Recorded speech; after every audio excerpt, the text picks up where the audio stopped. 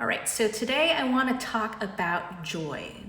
It's one of the big 5 emotions, mad, sad, glad, scared, and numb.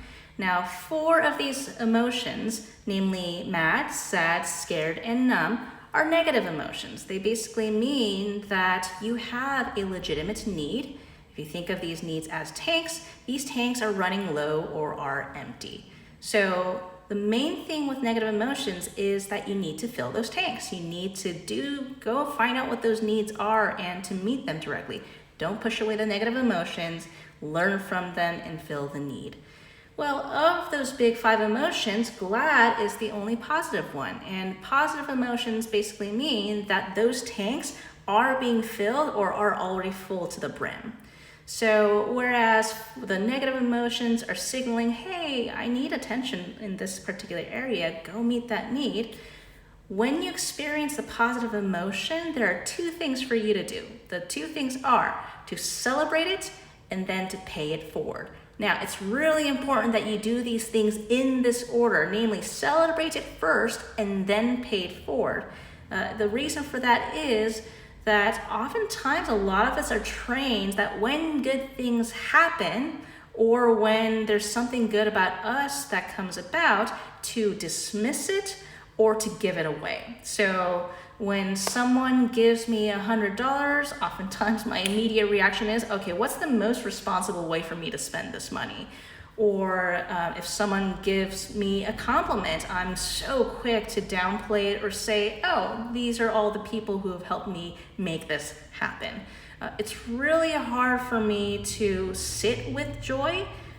And a lot of people also have similar allergic reactions to joy because oftentimes of the messages that we've received growing up in our families of origin, society, who tend to celebrate those who are already overprivileged and to downplay those who tend to not really get as much attention. Women, persons of color, etc., tend to be shamed when they talk about good things happening in their life. Oftentimes other people who are in their own insecurities tend to look towards another person who's doing really well and they get into this game of one-upping or one-downing.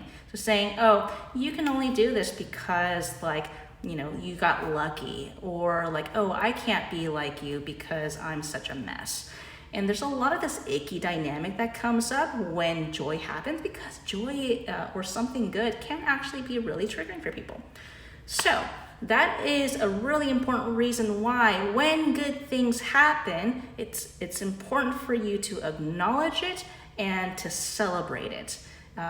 It doesn't matter what form it takes. For some people, it's going out to their favorite restaurant or buying themselves a new pair of shoes if they don't give themselves permission to do so often, or doing something or watching a movie just because they want to. Anything that acknowledges the good in yourself is a really important discipline to do. Now, I use the word discipline on purpose because it doesn't come naturally for a lot of people, especially a lot of people who are in any kind of care providing or caregiving role. So, first step when good things happen is to celebrate it. I want you to do something really good for yourself just because you want to, because you matter. And, if you feel inclined to bring other people in, then I want you to pick specific people who are able to be fully present for you. Now, unfortunately, there are some people where it might not always be beneficial to share good things with them. There may be several reasons. One is that there's a lot of things going on in their life. Just wait till things settle down for them, and then if you would like, then go ahead and share with them. Other people are in the pride or the one-upping or shame and the one-downing type of dynamic, and they're not fully present for you. Oftentimes those individuals tend to hijack the conversation. That's something good happening to you, somehow the conversation flips over to be about them, about how they're better or how they're worse. And some other times, you may come across people who are just going through a lot of pain.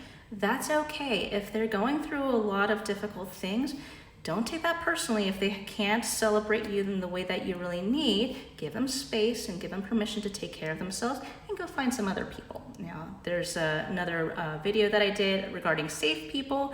I want you to go through the chart and to see what traits there are so that you can build a community and a team for yourself who can see you for who you really are, so that you're not just thinking about yourself the way that you happen to see about yourself and ignoring the other aspects that you also need to know. One of those things might be what's actually right with you and how you are enough. So, in summary, okay, when good things happen, two things. One is to celebrate it, and then if you would like, to pay it forward. We really need a lot of good in this world, so when good things happen, don't put it under a basket.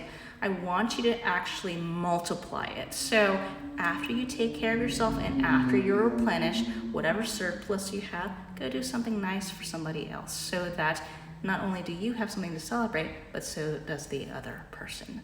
So hope that helps, and I'll talk to you next time.